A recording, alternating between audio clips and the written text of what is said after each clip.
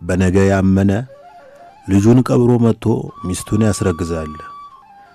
እንደ ጊዜው መክፋት፣ እንደ ግፉ መስፋት፣ እንደ አገሩ ክስመት፣ እንደ አገሬው ጥመት፣ እንደ ሰው ጭካኔ፣ እንደ ልቡ ፍሬ ታምር ነው መትረፍሽ፣ ታምር ነው መኖሬ።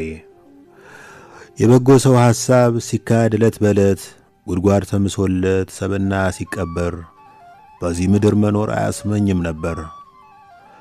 ምድሩ ሳር ቅጠሉ በስጋት ተሞልቶ የማለዳው ሰማይ እንዳንቀልባ ቀልቶ ታረደ ነደደ ከዘብጥያ ወጥቶ ዘብጥያ ወረደ የሚል ዜና ብቻ አየሩን ሲሞላው ሰው በገዛ ጥላው በርግጎ ሲሸበር በዚህ ምድር መኖር አያስመኝም ነበር።